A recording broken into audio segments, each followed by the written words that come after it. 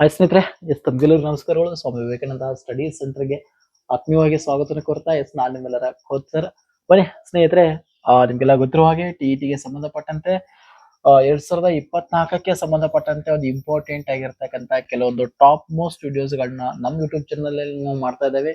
So ದಯವಿಟ್ಟು ನಿಮ್ಮ ಫ್ರೆಂಡ್ಸ್ಗೆಲ್ಲ ಶೇರ್ ಮಾಡಿ, ಸಬ್ಸ್ಕ್ರೈಬ್ ಆಗೋದನ್ನ ಮರ್ಲಿಕ್ಕೆ ಹೋಗಬೇಡಿ. ಸೊ ದಯವಿಟ್ಟು ಸೈನ್ಸ್ಗೆ ಸಂಬಂಧಪಟ್ಟಂತ ಒಂದು ಸಪರೇಟ್ ಬುಕ್ಸ್ ಅನ್ನ ಮಾಡ್ಕೊಂಡ ವೆರಿ ಇಂಟ್ರೆಸ್ಟಿಂಗ್ ಆಗಿರ್ತಕ್ಕಂಥ ಕ್ವಶನ್ಸ್ ಗಳನ್ನ ಚರ್ಚೆ ಮಾಡ್ತಾ ಇದ್ದೇವೆ. ಕೇವಲ ಟಿಇಟಿಗೆ ಅಷ್ಟೇ ಅಲ್ಲ, ಬೇರೆ ಬೇರೆ ಅದರ್ ಎಕ್ಸಾಮ್ ಗಳಿಗೆ ಸಹಿತ ಹೆಲ್ಪ್ ಆಗ್ತಾ ಇದಾವೆ. ಜೊತೆಗೆ GPS ಟೆರ್ಗೂ ಸಹಿತ ಹೆಲ್ಪ್ ಆಗ್ತಾ ಇದಾವೆ. ಹೌದಾ? ಸೊ ಬನ್ನಿ ಹಾಗಾದ್ರೆ ಮೊದಲನೇ ಪ್ರಶ್ನೆ ಏನಿದೆ ನೋಡೋಣ.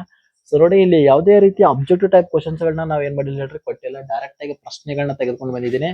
ಸೊ ಮೊದಲನೇ ಪ್ರಶ್ನೆ ಏನಿದಪ್ಪ ಅಂದ್ರ, ಎರಡು ಕಾಯಗಳ ನಡುವಿನ ದೂರ ಅರ್ಧದಷ್ಟು ಮಾಡಿದಾಗ, ಎರಡು ಕಾಯಗಳ ನಡುವಿನ ದೂರ, ಈಗ ಉದಾಹರಣೆ, ಅವುಗಳ ನಡುವಿನ ಆಕರ್ಷಣಾ ಬಲ ಎಷ್ಟು, ಎಫ್ ಎಷ್ಟು ಅಂತ ಕೇಳಿದ್ದಾರೆ. ಹೌದಾ?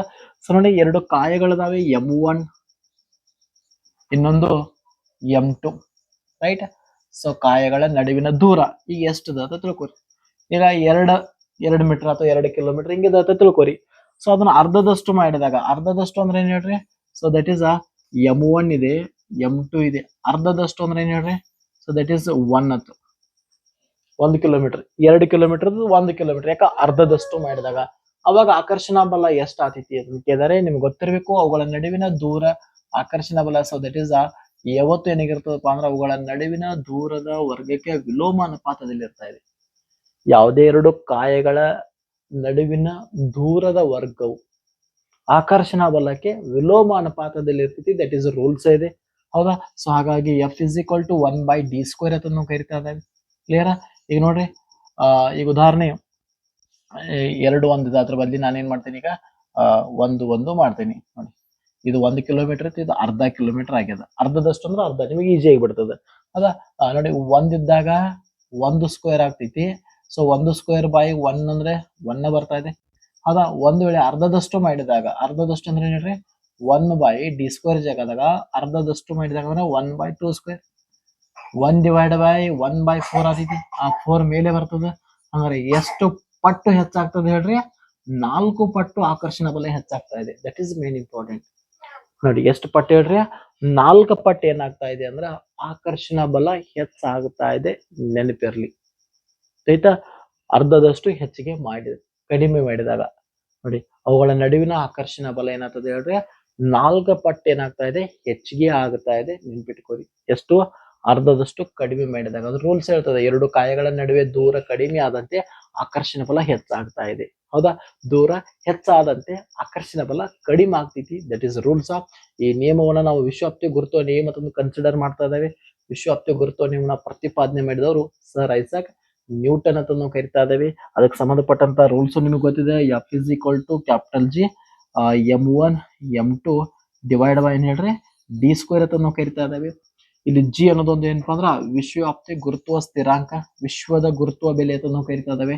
6.67 × 10⁻11 Newton metre square per kg² ಅಂತ ನಾವು ಕರಿತಾ ಇದ್ದೇವೆ. ಈ ಬೆಲೆ ಯಾವತ್ತು ಕಾನ್ಸ್ಟೆಂಟ್ ಆಗಿರ್ತಾ ಇದೆ, ಇದು ಯಾವತ್ತು ಚೇಂಜ್ ಆಗಲ್ಲ.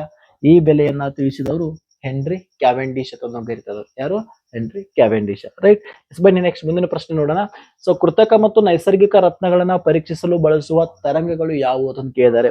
ಸೊ ಬಳಸ್ತಕ್ಕಂತ ವಿದ್ಯುತ್ ಕಾಂತೀಯ ತರಂಗ ಆಗಿರ್ಬೇಕು. ಅದು ಕೃತಕ ಮತ್ತು ನೈಸರ್ಗಿಕ ರತ್ನಗಳನ್ನ, ಕೃತಕ ಆಗಿರ್ಬೋದು ಮತ್ತು ನೈಸರ್ಗಿಕ ರತ್ನಗಳನ್ನ ಪರೀಕ್ಷೆ ಮಾಡ್ಬೇಕಾದ್ರೆ ನಾವು ಯಾವ ಒಂದು ತರಂಗಗಳನ್ನ ಇಲ್ಲಿ ಏನ್ ಮಾಡ್ತಾ ಇದಾವಪ್ಪ ಅಂದ್ರ ಸೊ ಬಳಕೆ ಮಾಡ್ತಾ ಇದ್ದಾವೆ ಅಂತ ನಮಗ್ ಪ್ರಶ್ನೆ ಏನ್ ಮಾಡಿದಾರಪ್ಪ ಅಂದ್ರ ಸೊ ಕೇಳಿದರೆ. ಸಿಂಪಲ್ ಆಗಿದೆ ಸ್ನೇಹಿತರೆ, ನಿಮ್ಗೆ ಗೊತ್ತಿರ್ಬೇಕು. ಕೃತಕ ಮತ್ತು ನೈಸರ್ಗಿಕ ರತ್ನಗಳನ್ನ ಪರೀಕ್ಷೆ ಮಾಡಲು ನಾವು ನೇರಳಾತೀತ ಕಿರಣಗಳನ್ನ ಏನ್ ಮಾಡ್ತಾರೆ ಹೇಳ್ರಿ? ಬಳಕೆ ಮಾಡ್ತಾ ಇದ್ದಾರೆ. ಯಾವ ಕಿರಣಗಳನ್ನ? ನೇರಳಾತೀತ ತರಂಗಗಳನ್ನ ಬಳಕೆ ಮಾಡ್ತಾ ಇದ್ದಾವೆ. ಸೊ ಇವುಗಳನ್ನ ಅಲ್ಟ್ರಾ ವೈಲೆಟ್ ರೇಸ್ ಅಂತ ನಾವು ಕರಿತಾ ಇದ್ದೇವೆ. UV ರೇಸ್ಗಳು ಅಂತ ನಾವು ಕರಿತಾ ಇದ್ದೇವೆ. ಹೌದಾ? ಸೊ ವಿಶೇಷವಾಗಿ ಅಲ್ಟ್ರಾ ವೈಲೆಟ್ ನಮಗ ವಿಟಮಿನ್ ಡಿ ಅನ್ನ ಕೊಡ್ತಾ ಇದ್ದಾವೆ. ನೆನ್ಪಿಟ್ಕೊಳ್ಳಿ. ಯಾವುದು? ವಿಟಮಿನ್ ಡಿ ಅನ್ನು ಸಹಿತ ನಮಗ್ ಕೊಡ್ತಾ ಇದ್ದಾವೆ. ಗೊತ್ತಿರ್ಬೇಕಿದ್ ನಿಮಗೆ. ಇನ್ನ ಭೂಮಿಯಿಂದ ನಮಗೇನಾಗ್ತದಪ್ಪ ಅಂದ್ರ ರಕ್ಷಣೆ, ಅತಿ ಹೆಚ್ಚಿನ ಆವೃತ್ತಿಯನ್ನು ಹೊಂದಿರ್ತಾ ಇದಾವೆ ಅಲ್ಟ್ರಾ ವೈಲೆಟ್. ಅವುಗಳನ್ನ ಶೋಧಿಸಿ ಓಝೋನ್ ಪದರ ನಮಗೆ ಏನ್ ಮಾಡ್ತೈತಿ ಹೇಳ್ರಿ? ಕಡಿಮೆ ಆವೃತ್ತಿ ಅಲ್ಟ್ರಾ ವೈಲೆಟ್ ಗಳನ್ನ ಬಿಡ್ತಾ ಇದೆ. ಸೊ ಅದು ಏನ್ ಮಾಡ್ತೈತಿ ನಮ್ಗೆ ವಿಟಮಿನ್ ಡಿ ಏನ್ ಮಾಡ್ತೈತಿ ಹೇಳ್ರಿ, ಸೊ ಕೊಡ್ತಾ ಇದೆ ಅನ್ನೋದು ನೋಡ್ತಾ ಇದಾವೆ. ಇನ್ನ ಕೆಲವೊಂದು ಪ್ರತಿದೀಪ್ತಿಗಳಲ್ಲಿ ಸಹಿತ ಬಳಕೆ ಮಾಡ್ತಾರೆ. ಇಟ್ ಮೀನ್ಸ್ ಪ್ರತಿದೀಪ್ತಿ ಅಂದ್ರೆ ಹೇಳ್ರಿ ಟ್ಯೂಬ್ಲೈಟ್ ಗಳಲ್ಲಿ ಅದನ್ನು ಕರಿತಾ ಇದಾವೆ. ಸೊ ಟ್ಯೂಬ್ಲೈಟ್ ಗಳಲ್ಲಿ ಸಹಿತ ಏನ್ ಸೊ ಇವುಗಳನ್ನ ಬಳಕೆ ಮಾಡ್ತಾ ಇದ್ರು, ನೆನ್ಪಿಟ್ಕೋರಿ. ಇನ್ನು ಒಂದೇ ಕಾರಕವಾಗಿ ಯೂಸ್ ಮಾಡ್ತಾ ಇದ್ರು. ಒಂದೇ ಕಾರಕ ಅಂದ್ರೆ ಏನ್ ಹೇಳ್ರಿ, ಕ್ರಿಮಿನಾಶಕಗಳು ಅದನ್ನು ಸಹಿತ ಏನ್ ಮಾಡೋದು ಹೇಳ್ರಿ, ಇವುಗಳ ಬಳಕೆ ಆಗ್ತಾ ಇದೆ. ಯಾವ ತರದ ನೇರಳಾತೀತ ಕಿರಣಗಳ ಒಂದು ಬಳಕೆ ಆಗ್ತಾ ಇದೆ. ಕ್ರಿಮಿನಾಶಕಗಳು ಅದನ್ನು ಕರಿತಾ ಇದಾವೆ. ಅಲ್ಟ್ರಾ ವೈಲೆಟ್ ರೇಸ್ಗಳನ್ನ ಕರಿತಾ ಇದಾರೆ. ಸೊ ಇವು ಏನ್ ಮಾಡ್ತಾ ಇದಾವೆ, ವಿಟಮಿನ್ ಡಿ ಅನ್ನು ಸಹಿತ ನಮ್ಗೆ ಏನ್ ಮಾಡ್ತಾ ಇದಾವೆ, ಸೊ ಕೊಡುವಂತ ಪ್ರಯತ್ನ ಮಾಡ್ತಾ ಇದ್ದಾವೆ. ಯಾವ ನೇರಳಾತೀತ ಕಿರಣಗಳು, ನೆನ್ಪಿಟ್ಕೋರಿ. ಅದ್ರ ಜೊತೆಗೆ ಕೃತಕ ಮತ್ತು ನೈಸರ್ಗಿಕ ರತ್ನಗಳನ್ನ ಸೊ ಪರೀಕ್ಷೆ ಮಾಡಲು ಸಹಿತ ಸೊ ನಮಗೆ ಯೂಸ್ ಆಗಿದ್ದಾವೆ. ಯಾವುವು, ಸೊ ದಟ್ ಈಸ್ ನೇರಳಾತೀತ ಕಿರಣಗಳು. ಕ್ಲಿಯರ್? ಎಸ್, ಬನ್ನಿ ನೆಕ್ಸ್ಟ್ ಮುಂದಿನ ಪ್ರಶ್ನೆ ನೋಡೋಣ. ಸೊ ಸಾಪೇಕ್ಷ ಸಾಂದ್ರತೆಯ ಅಂತಾರಾಷ್ಟ್ರೀಯ ಏಕಮಾನ ಯಾವುದು ಅಂತ ಕೇಳಿದ್ದಾರೆ. ಸೊ ಅದಕ್ಕಿಂತ ಮುಂಚೆ ಸ್ವಲ್ಪ ನಮ್ಗೆ ಐಡಿಯಾ ಇರಬೇಕು. So what is the density, ಸಾಂದ್ರತೆ ಬಗ್ಗೆ ಗೊತ್ತಿರಬೇಕು. ಸಾಂದ್ರತೆ ಅನ್ನೋದು ಏನು ಹೇಳ್ರಿ, ಸಾಂದ್ರತೆ ಅನ್ನೋದು ವಸ್ತುವಿನ ರಾಶಿ ಮತ್ತು ಗಾತ್ರಗಳ ಅನುಪಾತ ಆಗಿರ್ತಾ ಇದೆ, ನೆನ್ಪಿಟ್ಕೋರಿ. ರಾಶಿ ಮತ್ತು ಗಾತ್ರಗಳ ಅನುಪಾತ. ಡೆನ್ಸಿಟಿ, ರಾಶಿಯನ್ನು ಎಮ್ದಿಂದ ಗುರುತ ಮಾಡ್ತಾವೆ, ಗಾತ್ರವನ್ನು ಫಿದಿಂದ. ದಟ್ ಈಸ್ ಡೆನ್ಸಿಟಿ ಸೂತ್ರ. ಡಿ ಇಸ್ ಕರಿತದೆ, D is equal to M by V. That is a formula. ಈ ಥರದ ಎಸ್ ಐ ಯೂನಿಟ್ ನೋಡೋದಾದ್ರೆ ರಾಶಿಯನ್ನು ಕೆ ಜಿದಾಗ ಅಳತೆ ಮಾಡ್ತಾವೆ, ವ್ಯಾಲ್ಯೂಮನ್ನು ಗಾತ್ರವನ್ನು ಮೀಟರ್ ಕ್ಯೂಬ್ದಾಗ ಅಳತೆ ಮಾಡ್ತಾವೆ. ಹಾಗಾಗಿ ಸಾಂದ್ರತೆಯ ಅಂತಾರಾಷ್ಟ್ರೀಯ ಏಕಮಾನ ಯಾವ್ದು ಹೇಳ್ರಿ, K G per metre cube. But ನಮಗೆ ಪ್ರಶ್ನೆ ಕೇಳಿದ್ದೇನೆ ಹೇಳ್ರಿ, ಸಾಪೇಕ್ಷ ಸಾಂದ್ರತೆ, ರಿಲೇಟಿವ್ ಡೆನ್ಸಿಟಿ ಅಂತ ನಾವು ಕರಿತೀವಿ. ರಿಲೇಟಿವ್ ಡೆನ್ಸಿಟಿ ಅನ್ನೋದೇನು ಹೇಳ್ರಿ, ಇದು ವಸ್ತುವಿನ ಸಾಂದ್ರತೆ ಮತ್ತು ನೀರಿನ ಸಾಂದ್ರತೆಗಳ ಅನುಪಾತವಾಗಿದೆ, ನೆನ್ಪಿಟ್ಕೊಳ್ಳಿ. ಯಾವುದೇ ಒಂದು ವಸ್ತುವಿನ ಸಾಂದ್ರತೆಯನ್ನು ಅದನ್ನು ನೀರಿನ ಜೊತೆಗೆ ಹೋಲಿಕೆ ಮಾಡೋದು, ದಟ್ ಈಸ್ ಸಾಪೇಕ್ಷ ಸಾಂದ್ರತೆ. ನೀರಿನ ಜೊತೆಗೆ ಹೋಲಿಕೆ ಮಾಡಿದ್ದು ಅಂದ್ರೆ ದಟ್ ಈಸ್ ಸಾಪೇಕ್ಷ ಸಾಂದ್ರತೆ ಆಗಿರ್ತಾ ಇದೆ. ರಿಲೇಟಿವ್ ಡೆನ್ಸಿಟಿ ಅಂತ ನಾವು ಕರಿತಾ ಇದ್ದೇವೆ. ವಸ್ತುವಿನ ಸಾಂದ್ರತೆ ಡಿವೈಡ್ ಬೈ ನೀರಿನ ಸಾಂದ್ರತೆ.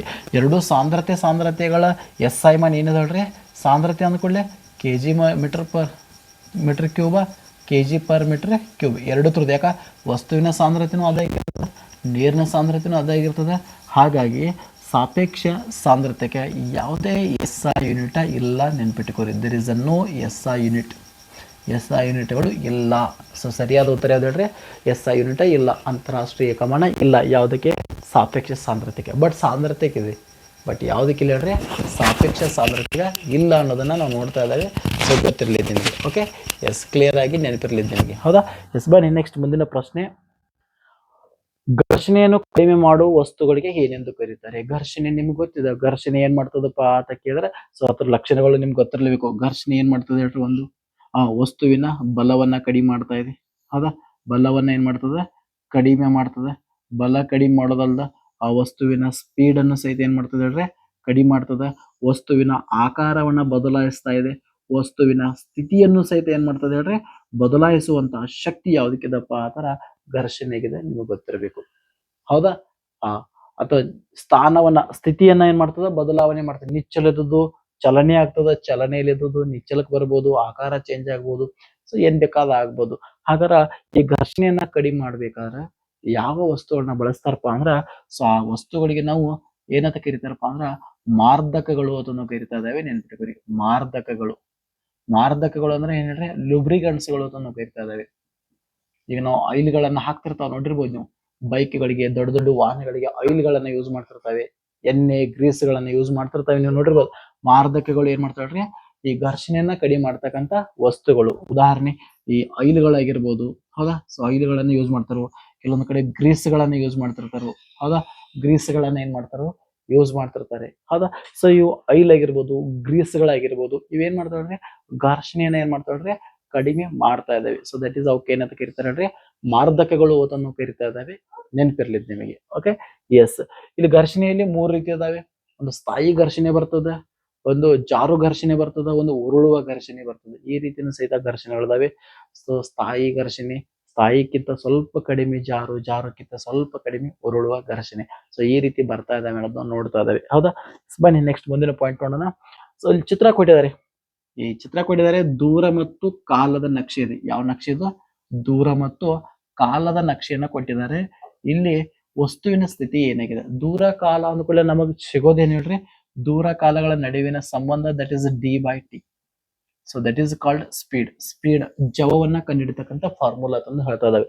ಇದು ಜವದಲ್ಲಿ ಬಗ್ಗೆ ತಿಳಿಸ್ತಾ ಇದೆ. ಅದರಲ್ಲಿ ವಸ್ತುವಿನ ಸ್ಥಿತಿ ನೋಡಿ, ವಸ್ತು ಏನಾಗಿದೆಪ್ಪ ಅಂದ್ರೆ ಇಲ್ಲಿದೆ ನೋಡಿ. ಈ ಉದಾಹರಣೆಯಲ್ಲಿ 0 ಸೆಕೆಂಡ್ ಇದೆ, ಇಲ್ಲಿ 2 ಸೆಕೆಂಡ್ ಇದೆ, ಇಲ್ಲಿ 4 ಸೆಕೆಂಡ್ ಇದೆ, ಇಲ್ಲಿ 6 ಸೆಕೆಂಡ್ ಇದೆ, ಇಲ್ಲಿ 10 ಮೀಟರ್ ಇದೆ, ಇಲ್ಲಿ 20 ಮೀಟರ್ ಇದೆ, ಇಲ್ಲಿ 30 ಮೀಟರ್ ಇದೆ, ಇಲ್ಲಿ 40 ಮೀಟರ್ ಇದೆ. ಈ ರೀತಿ ನಮ್ಮ ವಾಹನ ಎಲ್ಲಿದೆ, ಇಲ್ಲಿದೆ 30 ಮೀಟರ್ದಾಗಿದೆ.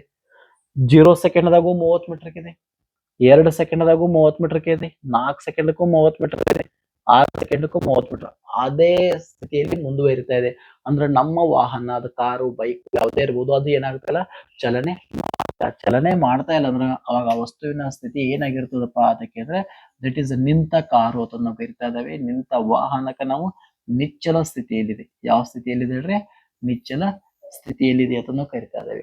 ಒಂದು ವೇಳೆ ಡಯಾಗ್ರಾಮ್ ಏನಾದ್ರು ಈ ರೀತಿ ಇತ್ತಂದ್ರೆ, ಸೊ ಈ ರೀತಿ ಬರ್ತಾ ಇತ್ತಂದ್ರೆ, ಸೊ ದಟ್ ಈಸ್ ಏನಪ್ಪಾ ಅಂದ್ರೆ ನೋಡಿ, ಈ ರೀತಿ ಇರ್ತಂದ್ರೆ ಇದೇನಾಗಿರ್ತದೆ ಹೇಳ್ರಿ, ಏಕರೂಪ ಜವ ಅಂತ ನಾವು ಕರಿತೇವೆ. ಏಕರೂಪ ಜವ ಅಂತ ಕರಿತಾ ಇದ್ದಾವೆ, ನೆನ್ಪಿಟ್ಕೊಳ್ಳಿ. ಏಕರೂಪ ಜವ ಇದು ಆಗಿರ್ಬೋದು, ಇದು ಆಗಿರ್ಬೋದು, ಇದು ಏಕರೂಪ ಜವನ.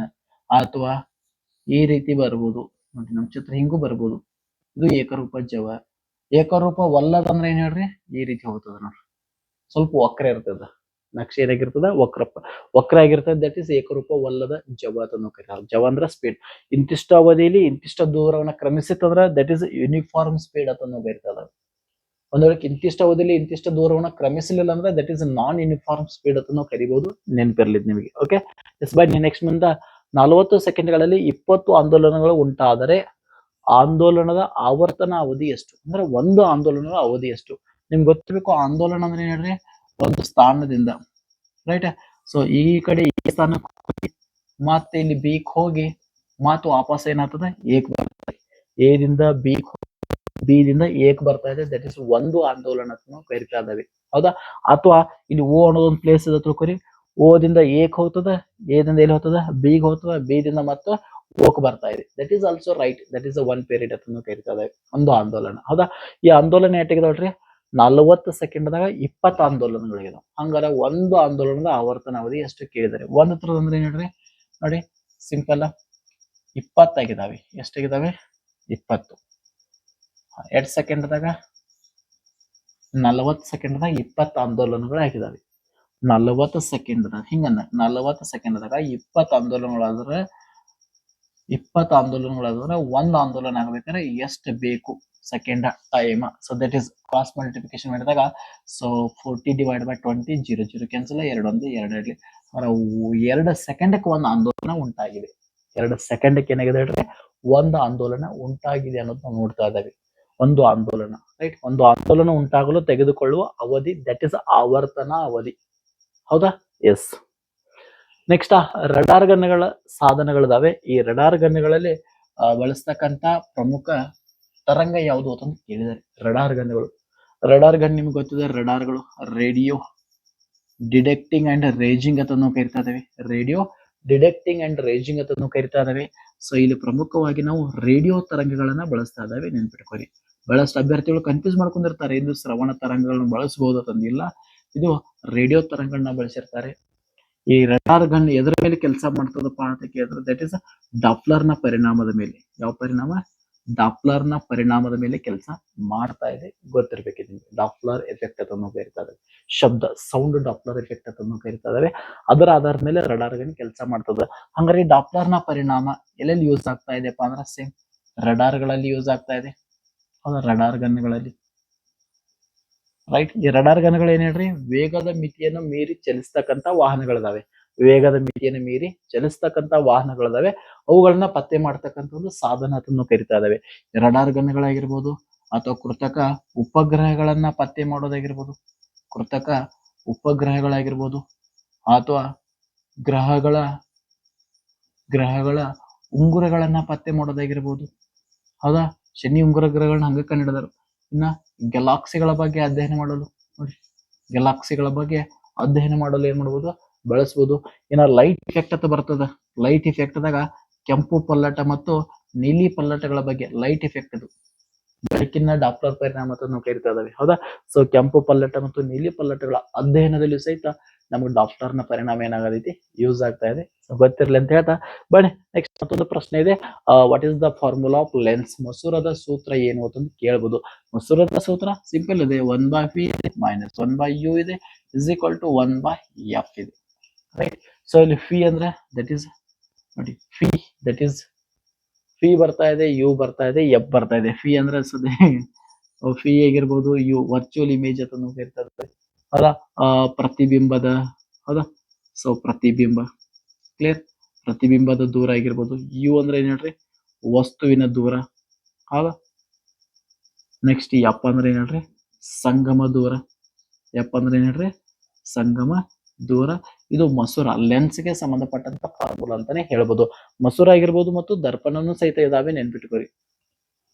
ನಿಮ್ಗೆ ಗೊತ್ತಿರ್ಬೇಕು ವಸ್ತುವಿನ ದೂರನೂ ಇದೆ, ಜೊತೆಗೆ ಪ್ರತಿಬಿಂಬ ದೂರನೂ ಇದೆ, ಸಂಗಮ ದೂರ. ಇದು ಮಸೂರಕ್ಕೆ ಸಂಬಂಧಪಟ್ಟಂತ. ಇನ್ನು ಮಸೂರದಲ್ಲಿ ಇಲ್ಲಿ ವಸ್ತು ಎಷ್ಟು ಪ್ರತಿಬಿಂಬಕ್ಕಿಂತ ಎಷ್ಟು ದೊಡ್ಡದಾದ ವಸ್ತು ಅಥವಾ ವಸ್ತುವಿನಕ್ಕಿಂತ ಪ್ರತಿಬಿಂಬ ಎಷ್ಟು ದೊಡ್ಡದಿದೆ, ದಟ್ ಇಸ್ ವರ್ಧನೆ ಅಂತ ನಾವು ಕರಿತಾ ಇದಾವೆ. ಮಸೂರದ ವರ್ಧನೆ ಅಂತ ನಾವು ಕರಿತಾ ಇದಾವೆ, ನೆನ್ಪಿಟ್ಕೋರಿ. ಮಸೂರದ ವರ್ಧನೆ, ಮ್ಯಾಗ್ನಿಫಿಕೇಶನ್ ಆಫ್ ಲೆನ್ಸ್ ಅಂತ ನಾವು ಕರಿತಾ ಇದಾವೆ. ಎಷ್ಟು ದೊಡ್ಡದ, ಎಷ್ಟು ದೊಡ್ಡದಿದೆ, that is magnification of lens ಅಂತ ನಾವು ಕರಿತಾ ಇದಾವೆ. ಸೊ ನೆನ್ಪಿಟ್ಕೋರಿ, ಎಂ ಇಸ್ ಈಕ್ವಲ್ ಟು ಏನಾಗಿರ್ತದೆ, H dash divide by H ಆಗಿರ್ತಾ ಇದೆ. H dash divide by H. H dash that is ಪ್ರತಿಬಿಂಬದ ಎತ್ತರ. ಇದೇನ್ ಹೇಳ್ರಿ, ಪ್ರತಿಬಿಂಬದ ಎತ್ತರ ಅಂತ ನಾವು ಕರಿತಾ ಇದಾವೆ. ಎಚ್ ಅನ್ನೋದು ವಸ್ತುವಿನ ಎತ್ತರ.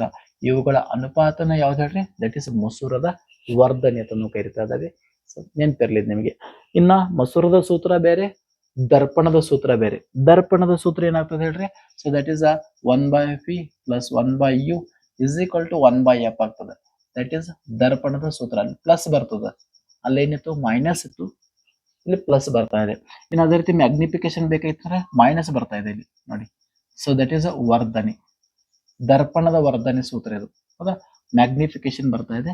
ಸೊ ನೆನಪಿರ್ಲಿದ್ದೆ ನಿಮಗೆ. ಓಕೆ ಎಸ್, ಇದೇ ಇವತ್ತಿನ ವಿಶೇಷವಾಗಿರ್ತಕ್ಕಂಥ ಕಾನ್ಸೆಪ್ಟ್ಗಳು ಅಂತ ಹೇಳ್ತಾ ಸ್ನೇಹಿತರೆ, ಇನ್ನೊಂದು ವಿಶೇಷ, ನಮ್ಮ ವಿಶೇಷವಾಗಿರ್ತಕ್ಕಂಥ ಒಂದು ಹೆಸರಾಂತ ಪುಸ್ತಕ, ನಿಮ್ಮೆಲ್ಲರ ಅಭಿಮಾನವನ್ನು ಗಳಿಸಿರ್ತಕ್ಕಂಥ ಪುಸ್ತಕ, ದಟ್ ಇಸ್ ಸೂಪರ್ 6. ಸೊ ಇದು ಸುಮಾರು 10 ಪ್ರಶ್ನೆ ಪತ್ರಿಕೆಗಳನ್ನ ಒಳಗೊಂಡಿದೆ, GPSR ಕ್ವಶನ್ ಪೇಪರ್ಗಳನ್ನ ಒಳಗೊಂಡಿದೆ. ಇದರಲ್ಲಿ ಸುಮಾರು ಪ್ರತಿ ಪ್ರಶ್ನೆಯಲ್ಲಿ 50 ಮಲ್ಟಿಪಲ್ ಚಾಯ್ಸ್ ವಿತ್ ಎಕ್ಸ್ಪ್ಲನೇಷನ್, 10 ಅಂದ್ರೆ 500 ಕ್ವಶನ್ಸ್ಗಳು ಮಲ್ಟಿಪಲ್ ಚಾಯ್ಸ್ ಇದಾವೆ. ಗಣಿತ ಮತ್ತು ವಿಜ್ಞಾನಕ್ಕೆ ಸಂಬಂಧಪಟ್ಟಂತೆ TETಗೂ ಹೆಲ್ಪ್ ಆಗ್ತದೆ, ಜೊತೆಗೆ ನಿಮ್ GPSRಗಂತೂ ಹೇಳಿ ಮಾಡಿಸಿದಂತ ಪುಸ್ತಕ. ಈ ಬುಕ್ಸ್ ಏನಾದ್ರು ತಮಗೆ ಬೇಕಾಗಿತ್ತಂದ್ರೆ ಸೊ ಬೇಗನೆ ಪರ್ಚೇಸ್ ಮಾಡ್ಕೋರಿ. ನಮ್ ನಂಬರ್ ಇದೆ 7619206247. ಈ ನಂಬರ್ಗೆ ವಾಟ್ಸ್ಆಪ್ ಮಾಡೋದ್ರ ಮೂಲಕ ಮಾಹಿತಿಯನ್ನು ಪಡ್ಕೊಂಡ ಸೊ ಬೇಗನೆ ಪುಸ್ತಕಗಳನ್ನ ಪಡ್ಕೋರಿ ಅಂತ ಹೇಳ್ತಾ, ಎಸ್ ಎಲ್ಲರಿಗೂ ಒಳ್ಳೇದಾಗಲಿ. ಮತ್ತೆ ಮುಂದಿನ ಭಾಗದಲ್ಲಿ ಮತ್ತೊಂದು ವಿಡಿಯೋದೊಂದಿಗೆ ಭೇಟಿ ಆಗೋಣ. ಸ್ಟಡಿ ಮಾಡ್ತಾರಿ. Thank you one and all.